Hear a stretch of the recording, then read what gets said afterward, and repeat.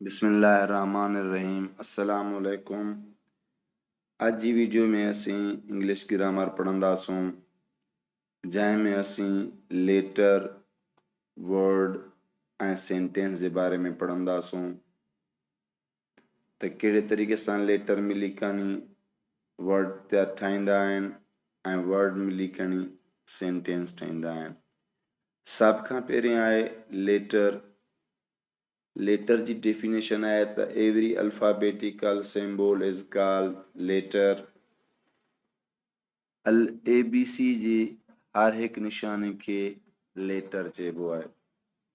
For example मिसाल में असीं ॾिसूं था त ABCDEF ताईं जेके भी आहिनि ये निशानियूं इन सभिनी निशानियुनि के जेको आहे लेटर चइबो आहे।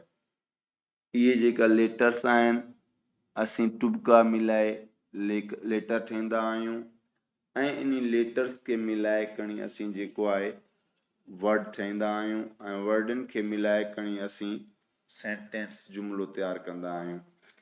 हाणे अंग्रेजी में ॾिसो त A खां वठी Z ताईं जेके निशानियूं आहिनि जन के असीं ABCDEFGH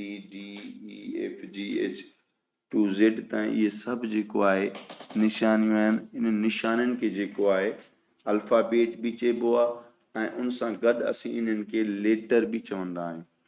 छाकाणि त इहे लेटर मिली खणी लफ़्ज़ ठाहींदा आहिनि। लेटर मिली खणी लफ़्ज़ ठाहींदा आहिनि।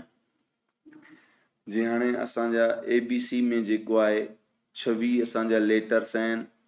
इन्हीं लेटर्स के मिलाए खणी असीं अंग्रेजी जा वर्ड ठाहींदा आहियूं ऐं वरी वर्डनि खे मिलाए खणी असां जुमिला तैयार कंदा आहियूं ऐं जुमिलनि खे मिलाए खणी असीं पैराग्राफ ऐं बाद में पैराग्राफ के मिलाए असीं जेको आहे मज़मून वग़ैरह ठाहींदा आहियूं वॾा। अहिड़े तरीक़े सां उन खां बाद में आहे वर्ड। हाणे चए थो a group of letters which gives complete meaning is called word. अखरनि जो अहिड़ो मेड़ जेको पूरी माना ज़ाहिर करे उनखे लफ़्ज़ चइबो आहे। हाणे हिते ॾिसो त असांजा लफ़्ज़ मिली खणी जेको आहे लेटर मिली खणी जेको आहे असांजा लफ़्ज़ ठहनि था पिया। फॉर एग्जांपल मिसाल में आहे A+L+I असां हिते जेको आहे 3 लेटर्स के मिलायो आहे त असांजो जेको आहे हिकिड़ो वर्ड ठही पियो अली। असीं 3 लेटर्स ALI के पाण में मिलायो त असांजो हिकिड़ो लेटर वर्ड ठही पियो अली।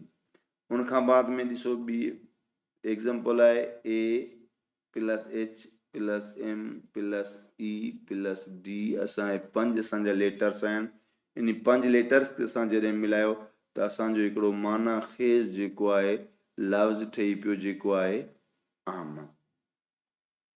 अहिड़े तरीक़े सां असीं ॿिया खोड़ सारा लेटर्स पाण में मिलाए खणी असां जेको आहे लफ़्ज़ तैयार करे सघूं था, लफ़्ज़ ठाहे सघूं था। हाणे उन खां बाद में आहे सेंटेंस जुमिलो।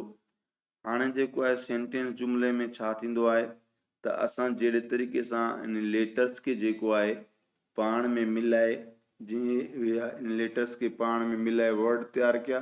हाणे असां जेको आहे वर्ड्स के मिलाए खणी सेंटेंस जुमिलो तैयार कंदासीं। चवे थो a group of words which gives complete meaning is called sentence. लफ़्ज़नि जो अहिड़ो मेड़ जेको पूरी माना ज़ाहिर करे उनखे जुमिलो चइबो आहे। जहिड़े तरीक़े सां असांजे वर्ड वारी डेफिनेशन में वर्ड वारी इन में हुयो अ ग्रुप ऑफ लेटर्स, हिते असांजो आहे group of words. Which gives complete meaning हिते भी आहे व्हिच गिव्स कंप्लीट मीनिंग। अखरनि जो मेड़ जेकॾहिं पूरी माना ज़ाहिर करे त उनखे लफ़्ज़ चइबो आहे ऐं जेकॾहिं लफ़्ज़नि जो मेड़ पूरी माना ज़ाहिर करे त असां उनखे सेंटेंस जुमिलो चवंदा आहियूं। हाणे फॉर एग्जांपल में अचो ॾिसो अली असांजो हिकिड़ो वर्ड आहे, ईट्स असांजो हिकिड़ो वर्ड आहे, मील भी असांजो वर्ड आहे। जॾहिं असां इन टी जेको आहे लफ़्ज़नि खे पाण में मिलायो त असांजो हिकिड़ो जुमिलो ठही पियो अली ईट्स मील। त जहिड़े तरीक़े सां लेटर मिली खणी वर्ड ठहींदा आहिनि त अहिड़े तरीक़े सां वर्ड मिली खणी सेंटेंस ठहींदा आहिनि। त अॼु वीडियो में असीं पढ़ियासीं त लेटर छा खे चइबो आहे, वर्ड छा खे चइबो आहे ऐं सेंटेंस छा खे चइबो आहे। लेटर्स जेको आहे असांजो ABC जी जेकियूं बि निशानियूं आहिनि A to Z इहे सभु लेटर्स आहिनि।